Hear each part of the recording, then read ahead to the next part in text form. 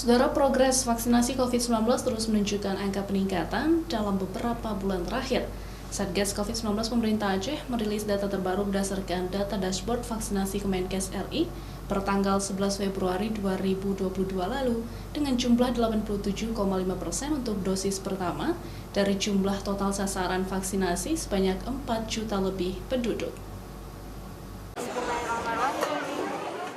Secara umum, vaksinasi dosis pertama di Aceh sudah mencapai 3,5 juta jiwa lebih atau sekitar 87,5% dari total target vaksinasi COVID-19 yang mencapai 4 juta lebih orang.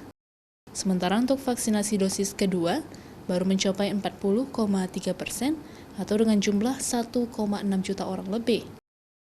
Sementara rincian menurut kelompok sasaran, tenaga kesehatan sudah menerima dosis pertama sebanyak 66.000 lebih nakes atau sekitar 118,3% dari target awal 56.000 nakes. Sedangkan untuk dosis kedua sudah diterima oleh 62.000 lebih orang atau 110,9%. Sementara untuk lansia dosis pertama sebanyak 271.000 lebih atau 79,9% dari target lansia sebanyak 339.000 lebih. Untuk dosis kedua sudah diberikan kepada 100.000 lebih lansia.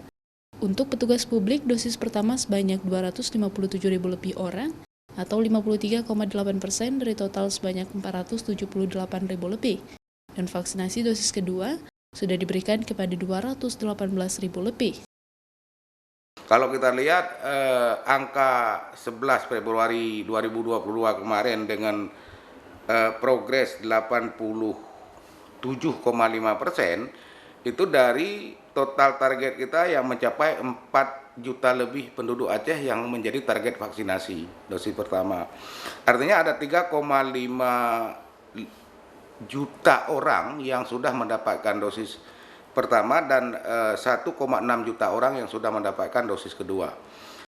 Satgas COVID-19 Aceh terus menghimbau masyarakat untuk melakukan vaksinasi COVID-19, baik untuk dosis pertama, kedua, dan vaksinasi lanjutan atau booster, dengan harapan dapat meningkatkan kekebalan kelompok agar terhindar dari COVID-19 serta memperbaiki peringkat vaksinasi COVID Aceh di ranking nasional.